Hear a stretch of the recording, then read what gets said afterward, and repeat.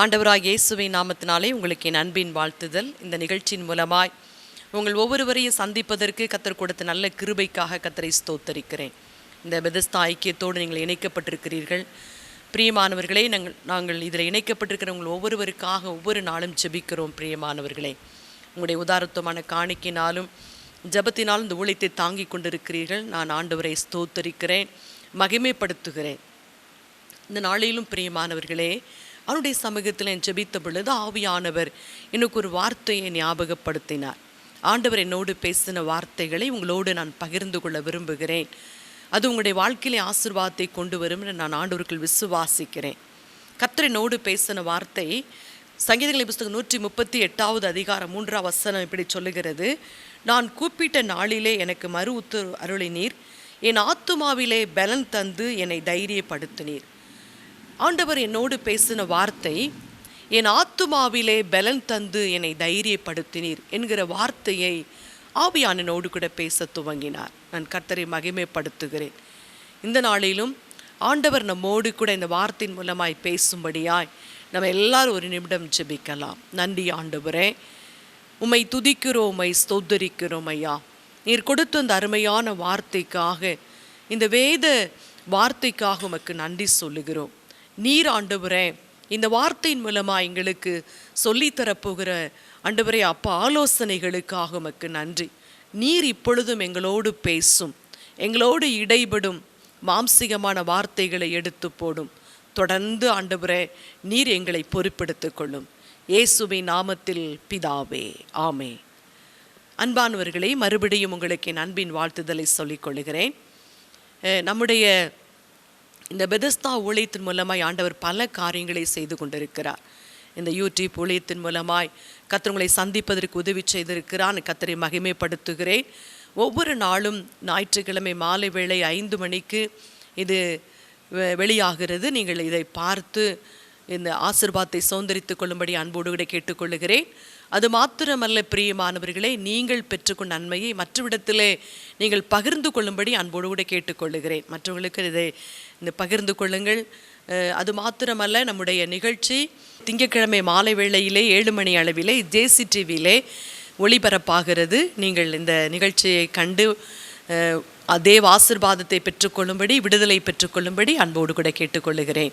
பிரியமானவர்களே, நம்முடைய பெதஸ்தா ஐக்கியத்தை குறித்து நீங்கள் மற்ற இடத்திலே சொல்லும்படி அன்போடு கூட கேட்டுக்கொள்ளுகிறேன். ஒருவேளை 2 பேராய் நாங்கள் ஜெபித்த இந்த ஜெப ஊழியத்தை ஆண்டவர் இப்படி எல்லைகளை விரிவுபடுத்தி அவருடைய திட்டத்தின்படி நடத்தி கொண்டிருக்கிறார். நான் கர்த்தரை மகிமைப்படுத்துகிறேன். நாளிலும் ஆவியானவர் நமக்கு கொடுத்த வார்த்தைகளை நாம் தியானிக்க போகிறோம். சங்கீதங்களின் புஸ்தகம் 138 அதிகாரம் 3 வசனம் சொல்லுகிறது: அவர் என் ஆத்துமாவிலே பலன் தந்து என்னை தைரியப்படுத்துகிறார். நம்முடைய வாழ்க்கையிலே ஒருவேளை நாம் கடந்து வருகிற போராட்டங்கள், பிரச்சனைகள், நாம் கடந்து வருகிற பாதில் இருக்கிற கசப்புகள் ஒருவேளை நம்மை சோர்வுற செய்திருக்கலாம். ஆண்டவர் இந்த நாளிலே சொல்லுகிறார், நம் ஆத்துமாவிலே பலன் தந்து நம்மை தைரியப்படுத்துகிற தேவனாய் அவர் நம்மோடு கூட இந்த உலகத்திலே நாம் வாழ்கிற நாட்கள் வரைக்கும் கடந்து வரப்போகிறாராம். வேதம் சொல்லுகிறது, பலன் என்றால் நம்முடைய வாழ்க்கையில் என்ன என்று நான் ஆராய்ந்து பார்த்த பொழுது அது நமக்கு ஒரு ஸ்ட்ரென்த், ஒரு புதிய உத்வேகத்தை நமக்கு உருவாக்கி தருகிறது. நம்முடைய ஆத்துமா சோர்ந்து போகிற பொழுது நம்முடைய சரீரத்திலே நாம் பலவீனப்படுகிறோம்.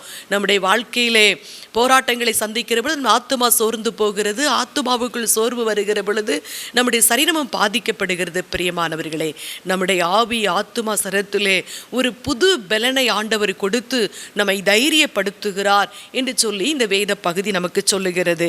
நீங்கள் சங்கீதங்களின் புஸ்தகம் 29 அதிகாரம் 11 வசனம், அது மாத்திரமல்ல, சங்கீதங்களின் புஸ்தகம் 68 அதிகாரம் 35 வசனங்களை வாசித்து பார்த்தீங்கன்னா, கர்த்தர் தமது ஜனங்களுக்கு பலன் கொடுக்கிறவர். தம்முடைய ஜனங்கள் தம்மை நேசிக்கிற, தம்மை ஆராதிக்கிற, தம்மை தொழுது கொள்ளுகிற, தம்மை சார்ந்து வாழ்கிற ஒவ்வொரு ஜனங்களுக்கும் பலன் கொடுக்கிறவர். வேதம் சொல்லுகிறது, இந்த உலகத்திலே உங்களுக்கு உபத்திரவங்கள் உண்டு, ஆனால் நீங்கள் திடன் கொள்ளுங்கள், நான் உலகத்தை ஜெயித்தேன் என்று சொன்ன தேவன் உங்களோடு என்னோடு கூட இருந்து நம்மை பலப்படுத்தி நம்மை தைரியப்படுத்துகிறார். ஒருவேளை உலகத்தின் காரியங்கள், நம்முடைய தேசத்தில் நடைபெறுகிற காரியங்கள் நம்மை கலங்க பண்ணலாம். ஆனால் நம்முடைய தேவன் நம்மோடு கூட இருந்து நம் ஆத்துமாவிலே ஒரு பலன் தந்து நம்மை தைரியப்படுத்தி நம்மை நடத்த போகிறார். இனி வரும் காலங்கள் கொடிதாய் இருக்க போகிறது பிரியமானவர்களே. ஆனால் நாம் ஆராதிக்கிற தேவன் நம்முடைய ஆத்துமாவிலே ஒரு புது பலனை தந்து நம்மை தைரியப்படுத்தி நடத்த போகிறாராம். வேதம் சொல்லுகிறது, ஏசாயா புஸ்தகம் 40வது அதிகாரம் 29ஆம் வசனம் சொல்லுகிறது, அவர் சோர்ந்து போகிறவனுக்கு பலன் கொடுத்து சத்துவம் இல்லாதவனுக்கு சத்துவத்தை பெருக பண்ணுகிறார். சோர்ந்து போகிற நம்முடைய வாழ்க்கையிலே நமக்கு பலன் கொடுத்து, ஒருவேளை அந்த சோர்வினாலே நமக்கு வருகிற சத்துவ குறைவை மாற்றி நம்மை புது பலத்தால் இடை கட்டுகிறாராம். நம்முடைய சத்துவத்தை அவர் பெருக பண்ணுகிறார் என்று வேதம் சொல்லுகிறது. அது மாத்திரமல்ல, ஏசாயா 40ஆம் அதிகாரம் 31ஆம் வசனம் சொல்லுகிறது, கர்த்தருக்கு காத்திருப்போர் புது பலன் அடைந்து கழுகளைப் போல சட்டையடித்து உயர எழும்புவார்கள்.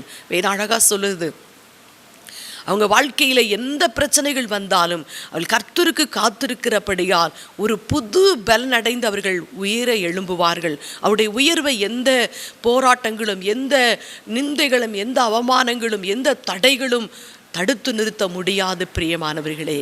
வேதம் சொல்லுகிறது, வேதம் ஒருவேளை இந்த நாளிலே நீங்கள் சூழல்களை பார்த்து கலங்கி கண்ணீர் வடித்து கொண்டிருக்கலாம். இன்றைக்கு கர்த்தர் உங்கள் அருகில் வந்திருக்கிறார். நான் தீர்க்க தரிசனமான வார்த்தைகளை சொல்லுகிறேன், அவர் எனக்கு சொல்லி தந்த வார்த்தைகளை சொல்லுகிறேன். பிரியமானவர்களே, அந்த தேவன் உங்களுக்கு பலன் கொடுத்து உங்கள் சத்துவத்தை அவர் பெருக பண்ணுகிற தேவனாய் கடந்து வந்திருக்கிறார். அவர் உங்களை தைரியப்படுத்த போகிறார்.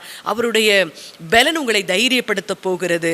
வேதம் சொல்லுகிறது, சங்கீத புஸ்தகம் 84ஆம் அதிகாரம் 5வது வசனம் சொல்லுகிறது, உம்மிலே பலன் கொள்ளுகிற மனுஷனும் தங்கள் இருதயங்களில் செவ்வையான வழிகளை கை கொண்டிருக்கிறவர்களும் பாக்கியவான்கள் அவர்கள். அப்போ ஆண்டவர் நமக்கு ஒரு பலனை கொடுக்கிற பொழுது அந்த வேத பகுதி சொல்லுகிறது, உம்மிலே பலன் கொள்ளுகிற மனுஷனும் தங்கள் இருதயங்களில் செவ்வையான வழிகளை கை கொண்டிருக்கிறவர்களும் பாக்கியவான்கள் அவர்கள் அழுகையின் பள்ளத்தாக்கை நடந்து அதை நீரூற்றாக்கி கொள்ளுகிறார்கள். மழையும் குளங்களை நிரப்பும்.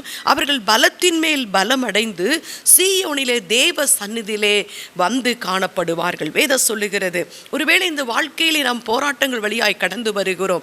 இதை நம்மை பலன் கொடுத்து தைரியப்படுத்துகிற தேவன் அவருடைய வழிகளின் வழியாய் நம்மை நடத்தி கொண்டு வருகிறார். அப்படி நாம் வருகிற பாதை, நமக்கு வருகிற கண்ணீர், துக்கம் எல்லாவற்றையும் மாற்றி அந்த அழுகையின் பள்ளத்தாக்கை நீரூற்றாக்கி மாற்றுகிறார். அது மாத்திரம் அல்ல பிரியமானவர்களே, நாம் பலத்தின் மேல் பலன் அடைந்து சீயோனிலே அந்த பரலோக ராஜ்யத்திலே நமக்கு ஒரு சிறப்பான ஒரு மகிமையை நமக்கு கொடுக்க போகிறார், நித்திய ஜீவனை. அப்போ ஆண்டவர் நமக்கு தரப்போகிறார். அப்படி என்றால் ஆண்டவர் நம்முடைய வாழ்க்கை முழுவதும் நம்மோடு கூட இருந்து நம்மை தைரியப்படுத்தி கொண்டே வரப்போகிறாராம். சந்தோஷமாக இருக்குதுல்ல? இந்த வார்த்தைகளை நான் தியானிக்கிற பொழுது என் உள்ளத்திலே அதிக சந்தோஷம் பிரியமானவர்களே. வேதம் சொல்லுகிறது, அவர்கள் அழுகையின் பள்ளத்தாக்கை உருவ நடந்து அதை நீரூற்றாக்கி கொள்ளுகிறார்கள். அவர்கள் தேவ சந்நிதியிலே பலத்தின் மேல் பலமடைந்து தேவ சந்நிதியிலே வந்து காணப்படுகிறார்களாம். பிரியமானவர்களே, அந்த ராஜ்யத்திற்கு நாம் செல்லுகிற வரைக்கும் அந்த நித்திய ஜீவனை சௌந்தரித்து கொள்ளும்படியான மேலான பாக்கியத்தை பெற்றுக்கொள்ளும்படியான ஒரு பலன் உங்கள் மீதும் என் மீது வரப்போகிறது. நம்மை தைரியப்படுத்துகிற தேவன். வேதம் அழகாய் சொல்லுகிறது, பிரியமானவர்களே, அவருக்குள்ளாய் நம் மகிழ்ச்சியாய் இருப்பதே நம்முடைய பலனா. நானும் நீங்களும் என்ன பிரச்சனை வந்தாலும், போராட்டம் வந்தாலும், கர்த்தர் என்னை நான் ஆராதிக்கிற தேவன் என்னோடு இருக்கிறார் என்கிற நம்பிக்கை, நம்மோடு கூட இருக்கிற தேவனை விசுவாசிக்கிற விசுவாசம், அவருடைய அந்த மகிழ்ச்சியை, அந்த தேவ சமாதானத்தை நமக்குள் கொண்டு வருகிறது. அதுவே நமக்கு பலன் என்று வேதம் சொல்லுகிறது. நீங்கள் வேதத்தின் வழியாய் நான் உங்களை அழைத்து செல்ல விரும்புகிறேன். சூழ்நிலைகளை பார்த்து சோர்ந்து போன பக்தர்களை கர்த்தர் எப்படி பலப்படுத்தினார், வேதத்திலிருந்து சில பேரை நான் உங்களுக்கு முன்பாய் கொண்டு வர விரும்புகிறேன். பலனடைந்து தைரியத்தோடு கூட எல்லா காரியத்தையும் செய்து முடித்த அருமையான பக்தர்களை உங்களுக்கு முன்பாய் கொண்டு வர போகிறேன். முதலாவதாய் 1 சாமுவேல் புஸ்தகம் 30வது அதிகாரம் 4ஆம் வசனம் சொல்லுகிறது, தாவீதும் அவனோடு இருந்த ஜனங்களும் அழுகிறதற்கு பலனில்லாமல் போகுமட்டும் சத்தமிட்டு அழுதார்கள். வேதம் அழகாய் சொல்லுகிறது. பிரியமானவர்களே, இந்த பகுதி அருமையான தாவீதை குறித்து எழுதப்பட்டிருக்கிறது. அவனும் அவனோடு இருந்த ஜனங்களும் யுத்தத்திற்கு போய்விட்டு திரும்பி வருகிறார்கள். தாங்கள் வசித்த சிக்லாக்குக்கு திரும்பி வருகிற பொழுது அந்த இடத்திலே அவர்கள் திரும்பி வருகிற பொழுது சுட்டரித்து போடப்பட்டிருக்கு கண்டார்கள். அந்த இடம் சுட்டரித்து போடப்பட்டிருந்தது. அவருடைய உடைமைகள், அவருடைய மனைவிமார்கள், அவருடைய ஆசீர்வாதங்கள் எல்லாவற்றையும் அமலேக்கியர்கள் திருடி கொண்டு போயிருந்தார்கள். அதை பார்த்து அழுது புலம்பினார்கள்.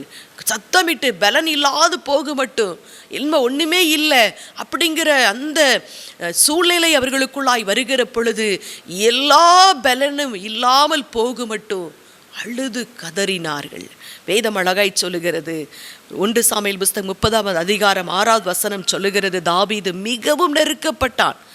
அவனோட சகல ஜனங்களும் தங்கள் குமாரத்திகள் நிமித்தம் மன கிளேசத்தினாலே அவனை கல்லெறிய வேண்டும் என்று சொல்லி கொண்டார்களாம். அதெல்லாம் ரொம்ப நெருக்கப்பட்டான் தாவீது. இவன் பேச்சு கேட்டுதான் நம்ம யுத்தத்திற்கு போனோம்.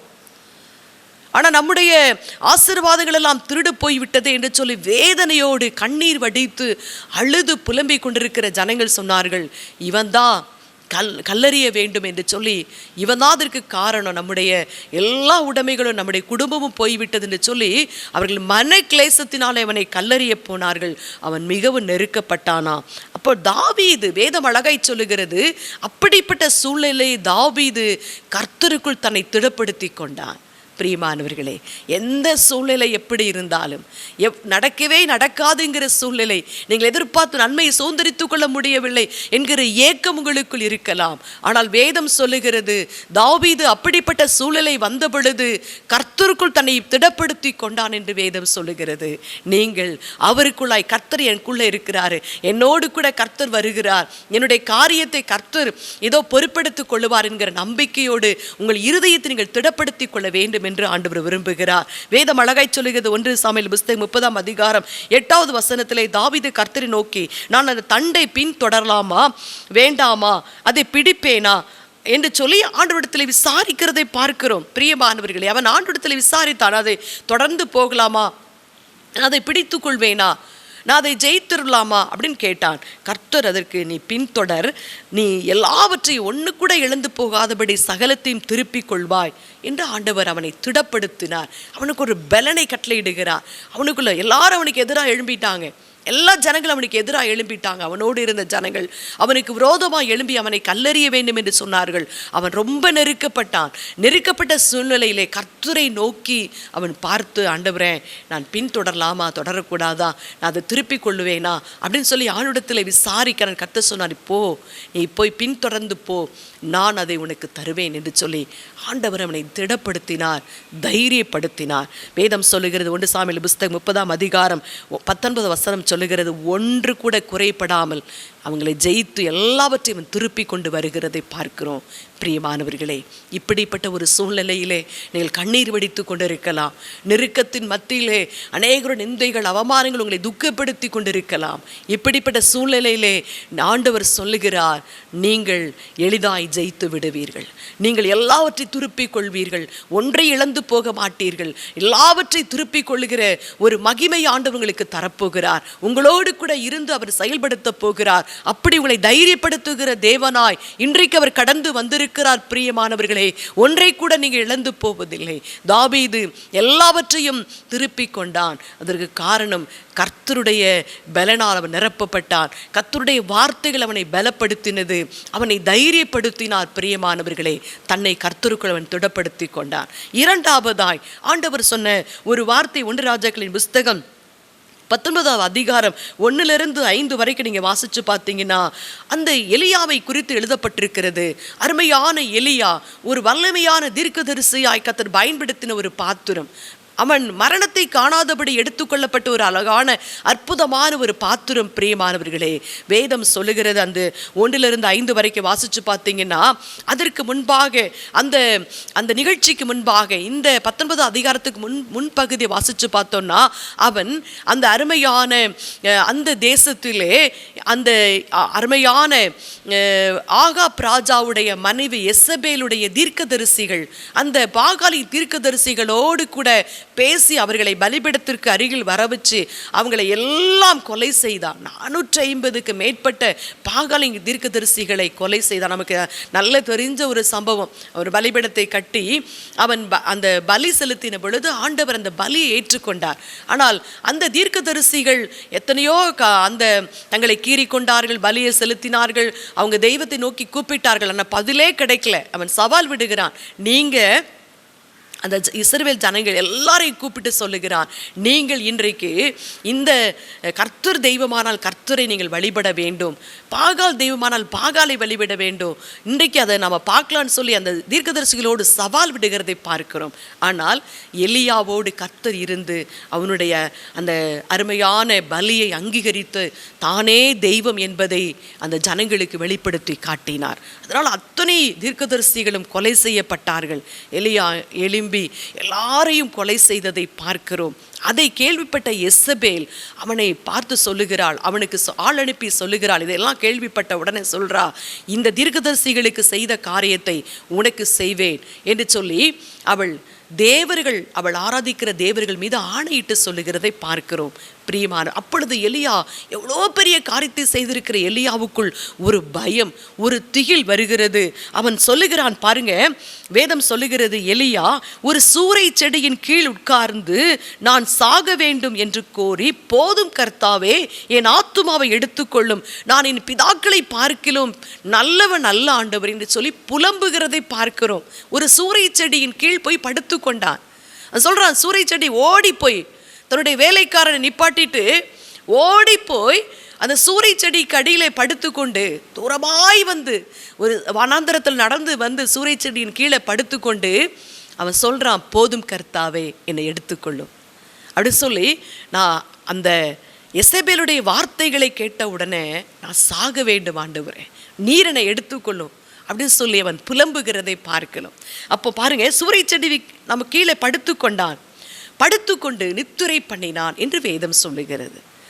அப்பொழுது ஒரு தேவதூதனை தேவன் அனுப்பினார். பிரியமானவர்களே, ஒருவேளை இப்படிப்பட்ட ஒரு சூழ்நிலையில நீங்கள் பயந்து, ஒருவேளை பொல்லாத நோய் வியாதி உங்களுக்கு வந்திருக்கலாம், பயங்கரமான நோய் வந்திருக்கலாம், மரணத்தின் விளிம்பை நீங்கள் நின்று கொண்டிருக்கலாம். பிரியமானவர்களே, இதை பார்த்து கொண்டிருக்கிற அன்பு சகோதரனே, சகோதரியே, ஒருவேளை இப்படிப்பட்ட எலியாவை போல ஒரு போராட்டத்தின் வழியாய் நீங்கள் கடந்து வந்து நீங்கள் சோர்ந்து போய், போதும் ஆண்டவரே என் வாழ்க்கையிலே போராட்டங்கள் போதும் என்கிற சூழ்நிலையில் வந்திருக்கலாம், நீங்கள் புலம்பிக் கொண்டிருக்கலாம். பிரியமானவர்களே, நம் தேவன், நானும் நீங்களும் ஆராதிக்கிற தேவனை பார்த்து கொண்டு சும்மா இருக்கிறவர் அல்ல.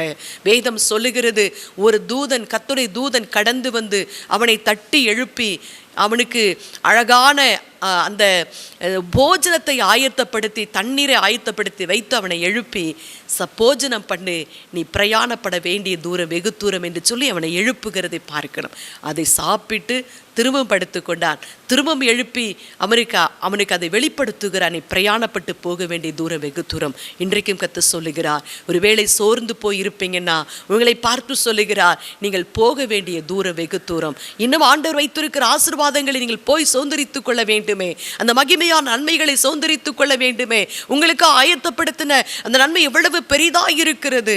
ஆண்டவரை தைரியப்படுத்துகிற தேவனாய் கடந்து வந்திருக்கிறார். ஒருவேளை நீங்கள் விளிம்பி நின்று கொண்டிருக்கலாம், எல்லாம் முடிந்து விட்டது, என்ன இருக்குது சொல்லி சூழ்நிலை வந்திருக்கலாம். பிரியமானவர்களே, உங்களை பார்த்து கர்த்தர் சொல்லுகிறார், நான் உங்களோடு கூட இருக்கிறேன், உங்களை தைரியப்படுத்துகிற தேவனாய், உங்கள் ஆத்துமாவில் ஒரு புது பலனை கட்டளையிடுகிற தேவனாய் கடந்து வந்திருக்கின்ற கர்த்தர் சொல்லுகிறார். அன்றைக்கு எலியாவை பலப்படுத்தினார். அந்த வேத பகுதி சொல்லுகிறது, அந்த போஜனத்தின் பலத்தினாலே அவனுக்கு ஒரு பலன் கொடுக்கப்பட்டதல்லவா, அந்த பலத்தினாலே 40 நாட்கள் நடந்து போனானாம். வேதம் அழகாய் சொல்லுகிறது, ஆண்டவர் சொன்னார், நீ போய் நீ செய்ய வேண்டிய காரியங்கள் இப்படியெல்லாம் இருக்கிறது, அந்த காரியங்களை செய்ய உன்னுடைய ஸ்தானத்திலே எலிசாவை அபிஷேகம் பண்ணு என்று சொல்லுகிறதை பார்க்கிறோம். பிரியமானவர்களே, அது மாத்திரமல்ல, ஆண்டவர் இப்படி அந்த அருமையான தேவனுடைய வார்த்தை தேவ தூதன் மூலமாய் அவனுக்கு கடந்து வருகிறதை நாம் பார்க்கிறோம். நீங்கள் 1 ராஜாக்களின் புஸ்தகம் 19ஆம் அதிகாரத்துக்கு நேராய் வேத பகுதியை திருப்புவீங்கன்னா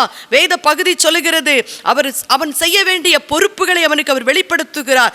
சொல்றார், அப்பொழுது கர்த்தர் அவனை பார்த்து, நீ தமஸ்குவின் வழியாய் வனாந்தரத்திற்கு திரும்பி போய் ஆசகேலை சீரியாவின் மேல் ராஜாவாக அபிஷேகம் பண்ணி, பின்பு நிம்சியின் குமாரனாகி யெகூவை இஸ்ரவேல் மேல் ராஜாவாக அபிஷேகம் பண்ணி, ஆபல் மெகோலோ ஊரான சாப்பாத்தின் குமாரனாகிய எலிசாவை உன் ஸ்தானத்திலே அபிஷேகம் பண்ணு என்று சொல்லி ஆண்டவர் அவனுக்கு ஆலோசனை கொடுக்கிறார். உன்னுடைய பொறுப்புகளை எல்லாம் எலிசாவிடத்திலே கொடுத்து விடு, இந்த அருமையான இஸ்ரவேல் ராஜ்யபாரத்தை யெகூவிடத்திலே கொடுத்து விடு, இந்த சீரியாவின் ராஜ்யபாரத்தை ஆசைகளிடத்திலே கொடுத்து விடு, இப்படி நீ அபிஷேகம் பண்ண வேண்டும், நீ செய்ய வேண்டிய பொறுப்புகள் மிக பெரியது என்று சொல்லி அவனுக்கு உணர்த்தி அவனை பலப்படுத்தி அவனை தைரியப்படுத்தி அனுப்புகிறதை பார்க்கிறோம். பிரியமானவர்களே, அருமையான அந்த பொறுப்புகளை அவன் செய்து முடித்தவுடன் ஆண்டவர் அவன் மரணத்தை காணாதபடிக்கு அவனை எடுத்துக்கொண்டதை நாம் வேதத்திலே வாசிக்கிறோம். பிரியமா, ஒரு வேளை அருமையான எசபேல் அவனை கொல்ல வேண்டும் என்று வகை தேடினாள். ஆனால் அந்த சிந்தைகளை ஆண்டவர் அவமாக்கி போட்டு தன்னுடைய தாசனாகிய எலியாவை மரணத்தை காணாதபடி எடுத்துக்கொண்டார். இன்றைக்கும் பிரியமானவர்களே, நாம் நெருக்கத்திலே கண்ணீரோடு துக்கத்தோடு கவலையோடு இருப்பது ஆணுடைய சித்தம் அல்ல. நீங்களும் நானும் அவருடைய நாமத்தை தரித்து கொண்டவர்களாய் அவருடைய நாமத்தை மகிமைப்படுத்த வேண்டும் என்பதே அவருடைய நோக்கம். பிரியமானவர்களே, இன்றைக்கும் பிரியமானவர்களே, அன்றைக்கு எலியாவை தைரியப்படுத்தின தேவன் உங்களோடு கூட இருக்கிறார். உங்களை பலப்படுத்துகிற தேவனாய், உங்களை தைரியப்படுத்துகிற தேவனாய் உங்கள் மத்தியிலே அவர் கடந்து வந்திருக்கிறார். பிரியமானவர்களே, வேதம் சொல்லுகிறது, 3ஆவதாய் அந்த 2 ராஜாக்களின் புஸ்தகம் 19ஆம் அதிகாரம் 1-3 வரைக்கும் நீங்கள் வாசித்து பார்த்தீங்கன்னா அங்கே ஒரு காரியம் எழுதப்பட்டிருக்கிறது. வேதம் சொல்லுகிறது, பிள்ளை பேர் நோக்கி இருக்கிறது, பெறவோ பலன் இல்லை என்று சொல்லி அந்த அருமையான எசேக்கியா ராஜாவுடைய புலம்பலை பார்க்கிறோம். எசேக்கியா ராஜா அந்த அசீரிய ராஜாவாகிய சனகரிப்பும் அவனுடைய ஸ்தானாபதியாகிய ரப்சாக்கியனுடைய வார்த்தைகளை கேட்கிறான். அவர்கள் அந்த எருசலேமை முற்றுகையிட்டு இருக்கிறார்கள். அந்த யூதா ராஜா கலங்கினவனாய், அந்த எசேக்கியா ராஜா கலங்கி தவித்தவனாய், என்ன பண்ணுறதுன்னு தெரியல. ஏன்னா அவனோடு இருக்கிற பெரிய கூட்டத்தை பார்க்கிறான், அந்த அசீரிய ராஜாவுடைய பெரிய கூட்டத்தை பார்க்கிறான், அவங்களுடைய வார்த்தைகளை கேட்கிறான். நாங்கள் நிச்சயமாகவே இதை பிடிப்போம், இந்த எருசலேமை பிடிப்போம், இந்த ராஜ்யபாரத்தங்கள் பிடித்து கொள்வோம் என்று சொல்லி அவர்களுடைய அந்த ஆண்டவருக்கு விரோதமான வார்த்தைகளை அவன் கேட்கிறதை பார்த்து அவங்க எழுதி அனுப்பின நிருபங்களை ஆண்டு சமூகத்தின் நேராய் கொண்டு போய் விரித்து வைக்கிறான். பிரியமானவர்களே, அது மாத்திரம் அல்ல பிரியமானவர், ஏசாயாவுக்கு சொல்லி, ஏசாயா தீர்க்கதரிசிக்கு தன்னுடைய ஸ்தானாபதிகளை அனுப்பி சொல்லி அனுப்புகிறான். பிள்ளை பேர் நேரிட்டு இருக்கிறது, பெறவோ பலன் இல்லை, என்ன செய்யறது எங்களுக்கு தெரியாது என்று சொல்லி எல்லா வார்த்தைகளையும் அந்த நிருபங்களையும் எசேக்கியாவுக்கு தெரியப்படுத்துகிறதை பார்க்கிறோம். பிரியமானவர்களே, வேதம் சொல்லுகிறது, அப்படி புலம்பி தவித்து கொண்டிருந்த அந்த எசேக்கியா ராஜாவுக்கு ஆண்டவர் அருமையான ஏசாயாவின் மூலமாய் ஒரு பதிலை அனுப்பினார். 2 ராஜாக்களின் புஸ்தகம் 19ஆம் அதிகாரம் 6-7 வசனங்களை வாசித்து பார்த்தீங்கன்னா, ஏசாயா அவர்களை நோக்கி, அசீரிய ராஜாவின் ஊழியக்காரர்கள் என்னை தூசித்த நிமித்தம் நீர் கேட்டதுமான வார்த்தைகளானை பயப்படாதேயும், இதோ அவன் ஒரு செய்தியை கேட்டு தன் தேசத்திற்கு திரும்புவதற்கான ஆவியை நான் அவனுக்கு கொடுப்பேன், அவன் திரும்பி போவான், அங்கே நான் அவனை முடிவடைய பண்ணுவேன் என்று சொல்லி ஏசாயா தீர்க்கதரிசி மூலமாய் எசேக்கியாவையும் அந்த ஜனங்களையும் திடப்படுத்தினார். பிரியமானவர், அப்படியே அந்த அருமையான சனகரிப்புக்கு ஒரு செய்தி வந்தது. ஒரு செய்தி வந்து அவன் தேசத்துக்கு திரும்பி போனான், அங்கே அவன் கொலை செய்யப்பட்டான். பிரியமானவர்களே, வேதம் சொல்லுகிறது, இந்த அருமையான 2 ராஜாக்களின் புஸ்தகம் 19ஆம் அதிகாரம் 35வது வசனம் சொல்லுகிற, அன்று ராத்திரியிலே கர்த்தருடைய தூதன் புறப்பட்டு வந்து அந்த அசிரிய பாளையத்தில் இறங்கினான். இறங்கி 185,000 பேரை சங்கரித்து போட்டான். அவர்கள் செத்த பிரேதங்களாய் கிடந்தார்கள் என்று வேதம் சொல்லுகிறது. நீங்களும் நானும் ஆராதிக்கிறவர் இன்றைக்கும் ஜீவித்து கொண்டிருக்கிறார். இன்றைக்கும் உயிருள்ள தேவனாய் கடந்து வந்திருக்கிறார். உங்களுக்காக எனக்காக இந்த உலகத்திலே வந்து தன்னுடைய மகிமையெல்லாம் விட்டு இறங்கி வந்து பூமியின் தாழ்விடங்கள்லாம் இறங்கி மரணத்தை ருசி பார்த்து மரணத்தை 3ஆம் நாளை ஜெயமாய் எடுத்து, மரணமே உன் கூரெங்கே, பாதாளமே உன் ஜெயமெங்கே என்று சொல்லி தன்னுடைய பக்தனை வீர முழக்கம் இட வைத்த தேவன் அவர். இன்றைக்கும் அவர் ஜீவித்து கொண்டிருக்கிறார். உங்கள் மத்தியிலே, என் மத்தியிலே உலாவிக் கொண்டிருக்கிறார். நீங்களும் நானும் ஒருவேளை இன்றைக்கு தைரியம் இல்லாதபடிக்கு சோர்ந்து போய் ஏதோ ஒரு மூலையிலே முடங்கி கிடக்கலாம். எல்லாவற்றையும் இழந்து விட்டேன் ஆண்டவரே, என்னுடைய வாழ்க்கையில ஒன்றுமே இல்லை ஆண்டவரே, என்னுடைய சுகத்தை இழந்து விட்டேன், என் பொருட்களை இழந்து விட்டேன், என்னுடைய உறவுகளை இழந்து விட்டேன், கண்ணீரோடு கூட தவித்துக் கொண்டிருக்கிறவங்களை பார்த்து இன்றைக்கு தைரியப்படுத்துகிற தேவனாய் கடந்து வந்திருக்கிறார். அவர் சொல்லுகிறார், நீங்கள் ஒன்றை இழந்து விடுவதில்லை, எல்லாவற்றையும் நீங்கள் திருப்பிக் கொள்வீர்கள் என்று கர்த்தர் சொல்லுகிறார். அது மாத்திரமல்ல, உங்களுக்கு எதிரானவர்களை ஆண்டவர் உங்களுக்காக யுத்தம் பண்ணி உங்களுக்கு ஜெயத்தை கொண்டு வரப்போகிறார். உங்கள் ஆத்துமாவிலே ஒரு புது பலனை கொடுத்து உங்களை தைரியப்படுத்துகிறார். பிரியமானவர்களே, இந்த 3 சம்பவங்களும் நம்முடைய வாழ்க்கையில விசுவாசத்தை வர்த்திக்க பண்ணி இருக்கிறது அல்லவா? அருமையான அந்த எசேக்கியா ராஜாவுக்கு ஜனங்களுக்கு செய்த தேவன், எலியாவுக்கு மகிமையை வெளிப்படுத்தின தேவன், அவனுடைய அந்த எசபேலுடைய ஆலோசனை அபத்தமாக்கி போட்ட தேவனுடைய வல்லமை பிரியமானவர்களே இன்றைக்கு நம்முடைய வாழ்க்கையிலே கடந்து வந்திருக்கிறது. தாவீதுக்கு அவனோடு இந்த ஜனங்களுக்கும் எல்லாவற்றையும் திருப்பிக் கொள்ளுகிற அதிகாரத்தை கொடுத்த தேவன் இன்றைக்கு உங்களோடு கூட இருக்கிறார். ஒன்றை நீங்கள் இழந்து விடுவதில்லை, எல்லாவற்றையும் திருப்பிக் கொள்வீர்கள். தைரியமாயிருங்கள். ஆத்மாவிலே பலப்படுத்துகிற தேவனாய் கடந்து வந்திருக்கிற தேவனை நோக்கி பாருங்கள். விசுவாசம் உள்ளவர்களாயிருங்கள். ஆண்டவருக்குள் மகிழ்ச்சியாயிருங்கள். ஆண்டவரை உறுதியாய் பிடித்துக் கொள்ளுங்கள். அவருக்கு காத்திருங்கள். அப்பொழுது உங்களுடைய வாழ்க்கையில எல்லாவற்றையும் எல்லாவற்றிலும் உங்களை தைரியப்படுத்துகிறவராய், எல்லாவற்றையும் உங்களுக்கு திரும்ப கொடுக்கிறவராய், எல்லாவற்றிலும் உங்களை பலப்படுத்துகிறவராய் அவங்களுடைய வாழ்க்கையில கடந்து வருகிறதை உங்களால் உணர முடியும். அப்படிப்பட்ட கிருபைகளை கொடுக்கும்படியா எல்லாரும் முழங்கால் படியிட்டு இருந்த இடத்துல நாம் ஜெபிக்க ஆரம்பிக்கலாம். நன்றி ஆண்டவரே, நன்றி ஆண்டவரே, நன்றியோடு மை துதிக்கிறோம் ஐயா. இந்த நாளிலும் ஐயா இந்த வசனத்தை கேட்டு ஆண்டவரை விசுவாசித்து உமக்கு காத்திருப்பேன்னு சொல்லி ஒப்பு கொடுத்திருக்கிற ஒவ்வொருடைய வாழ்க்கையிலும் நீங்க கடந்து வர வேண்டும் ஜெபிக்கிறேன். இயேசு ராஜாவுடைய நாமத்தை சொல்லி நான் ஜெபிக்கிறேன். அல்லேலூயா. Thank you Lord. உமக்கு நன்றி ஆண்டவரே. நீ கொண்டு வருகிற மகிமையான பிரசன்னத்தை நான் உணர்கிறேன் ஆண்டவரே. ஏமன் லார்ட், என்னோடு இணைந்து ஜெபிக்கிற ஒவ்வொரு மீது உங்க பிரசன்னம் இறங்கி வருகிறதை நான் பார்க்கிறேன் ஐயா. தேவ மகிமை, தேவ வல்லமை இறங்கி கொண்டிருக்கிறதை பார்க்கிறேன். இயேசு ராஜாவுடைய பிரசன்னம் வானம் திறக்கப்படுகிறதையும் வல்லாவின் மகிமை கடந்து வருகிறதையும் பார்க்கிறேன். ஆண்டவர் சொல்லுகிறார், இதோ நான் ஜெய கிறிஸ்துவாய் நீதி செய்கிறவராய் கடந்து வருவேன். ஆனி மனாக்கிரபி சந்தரவா, நீதி செய்கிற தேவனாய் கடந்து வருவேன். ஆண்டவர் கொடுக்கிற நல் வார்த்தைகளுக்காய் நன்றி. நான் நீதி செய்வேன், உனக்காக நான் நீதி செய்வேன் என்று கர்த்தர் சொல்லுகிறார். ஏமன் லார்ட், உமக்கு நன்றி ஆண்டவரே. நீ சொல்லுகிற வார்த்தைக்காய் நன்றி ஆண்டவரே. உன் காரியம் ஜெயமாய் முடியும் என்று கர்த்தர் சொல்லுகிறார். அல்லேலூயா, அல்லேலூயா. உமக்கு நன்றி ஆண்டவரே. இன்றைக்கு பலவீனத்தோடு ஏமன் லார்ட், உமக்கு நன்றி ராஜா. கட்டுகளோடு இருக்கிற ஜனங்களை விடுவிக்கிறவராய் கர்த்தர் கடந்து வந்திருக்கிறார் ஆண்டவரே. மரணத்தின் விளிம்பில் நின்று கொண்டிருக்கிற அன்பு சகோதரனை பார்த்து கர்த்தர் சொல்லுகிறீர், இதோ உன் ஆத்துமாவிலே பலன் தந்து உன்னை தைரியப்படுத்துவேன். ஏமன் லார்ட், உமக்கு நன்றி ஆண்டவரே. ஒன்று உன்னை சேதப்படுத்துவதில்லை. ஆண்டவர் கொடுக்கிற நல் வார்த்தைகளுக்காய் நன்றி ஆண்டவரே. அல்லேலூயா. பலப்படுத்துவீராக, புதிய பலத்தால் இடை கட்டுவீராக. தேவ மகிமை கடந்து வருவதாக இயேசுவின் நாமத்தினாலே. நன்றி ஆவியானவரே. நீர் அப்படி செயல்படுகிறதற்காக உமக்கு நன்றி ஆண்டவரே. குடும்பத்திலே காணப்பட எல்லா குழப்பங்களும் மாறட்டும் ஐயா. இழந்து போன எல்லாவற்றுக்கும் திருப்பி கொடுப்பீராக.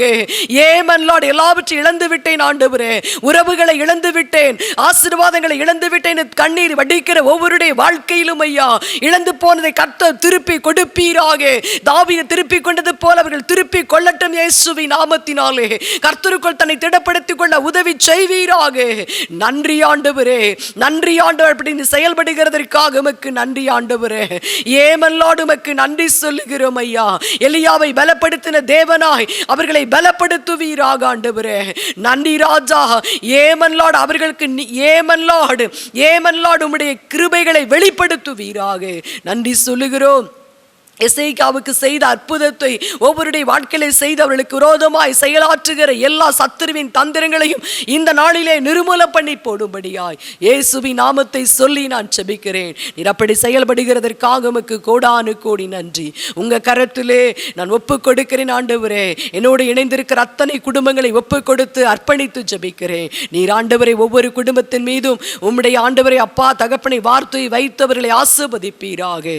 அப்படி ஆசீர்வதித்து விட்டதற்கு அதற்காக ஸ்தோத்திரம். தொடர்ந்து ஆளுகை செய்யும், நாமத்தை மகிமைப்படுத்தும். எல்லா கனம் துதி புகழ் மகிமை உமக்கு மாத்திரம் செலுத்துகிறோம் இயேசுவின் நாமத்தில் பிதாவே.